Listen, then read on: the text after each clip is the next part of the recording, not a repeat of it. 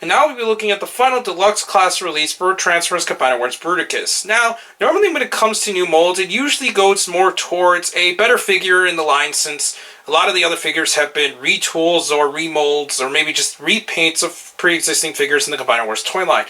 Now, unfortunately, it didn't really turn out very well for Brawl, which we'll get to in a minute. But first, we're going to take a look at the box as normal. It shows Brawl at the bottom here. Shows that he is part 5 out of 5 Bruticus. Shows the normal bio, and it shows that he is promoted as Leg. Now that we're getting to the figure directly, as you can see, just off the bat, the waist is a bit weird. Now this is kind of the biggest fault of the design, since this piece is really loose, and it flops around quite a bit. It also has a giant gap, which makes the figure look really ugly when you're looking at it as close up to the camera like this. And I don't know what Hasbro was really thinking when designing this version of the character.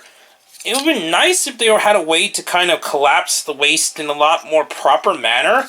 It's just weird that it just pegs off, as you can see just looking at the side there. As funky as it is, and I don't think it worked out too well for the overall design whatsoever. This may be a new mold, and from what I could tell will be retooled into various releases, such as the rumored piece for Leo Kaiser, and also for, obviously, Nose Cone, but yeah, it just doesn't really look that good. His weapon is, interesting enough, the tank turret, and he does have a Combiner Wars piece there as normal. Articulation wise, his head is in a ball joint. Can look kind of a bit down, but more up due to the way that you have to put this away into turn into vehicle mode.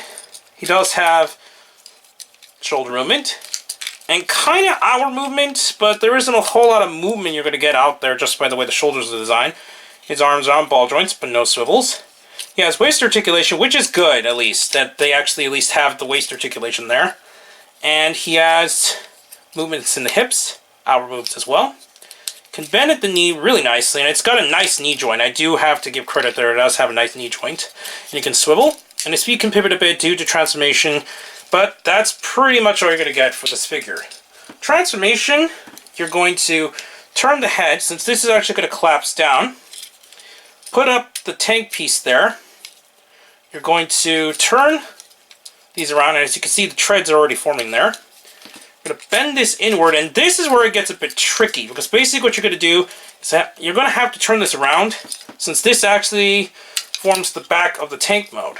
Now this is another problem which I have on the figure, since as long as you don't align it properly, it doesn't like to stay together very well, and I think it's kind of one of the most cumbersome parts of the transformation step, since we're just going to quickly get it out of there here.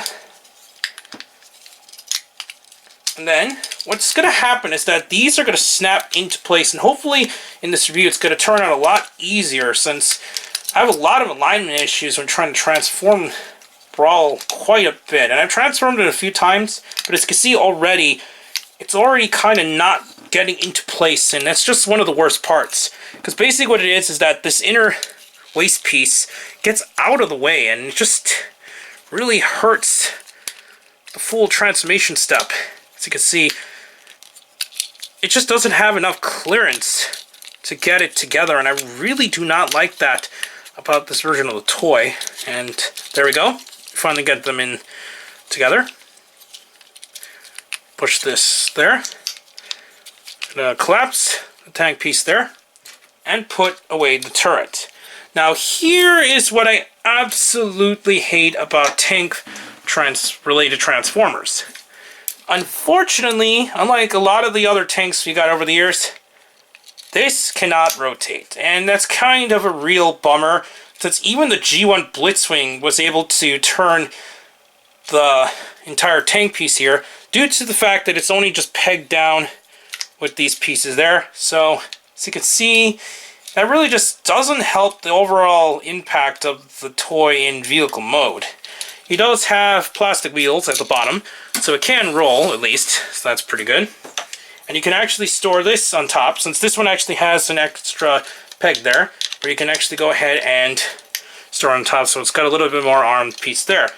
But just the fact that you cannot rotate the turret is very obnoxious to me, and I just do not like that about some tank formers. But anyways, we're going to transfer back into robot mode, and just say that this is got to be, in my opinion, the worst release in the Combiner Wars toy line for Bruticus, and maybe almost in its entirety in terms of new molds, since there's a lot of parts which actually go against it rather than help the overall design of the toy. And it just does not help the figure, and hopefully when the figure gets retooled or maybe just repainted into other lines, it can hopefully turn out a lot better for those particular characters. Now, this is where it becomes a little bit of a problem, since in just the robot mode alone, this alone is still the weakest out of all the releases I've seen in the Combiner Wars toy line for Bruticus. And I'm not sure how much more Takara will be able to do to fix the mold, since the waist piece is the major problem. And I'm pretty sure they're not going to go ahead and retool the entire waist joint. Maybe make it a little tighter, and that's going to make it a little better, but just the design alone really did not work to its benefit. So this is where I think it's 50-50 if you wanted to get Brawl. To me, Brawl works the best in combined mode, and it's probably best to just leave it in combined mode and nothing else. Since a standalone toy, he kind of sucks. To be honest, he just kind of sucks. So I still recommend it for those who want to get Bruticus, and for that reason alone, he does work well as a limb. So that I can say that he is recommended just as a limb. But as a standalone character, not so much, just because he has a lot of problems. Anyway, so we'll now be moving on to the final component, which is the main body, Onslaught. Anyways, please comment, subscribe, and check out Hirotaku, which this video should be up there at one point. Also, please check out my Twitter handle under Darkon633, and check down the other channels down below, including the WW Podcast and more. But for now, I'll be seeing you YouTube, and tomorrow we'll be looking at the final component, Onslaught.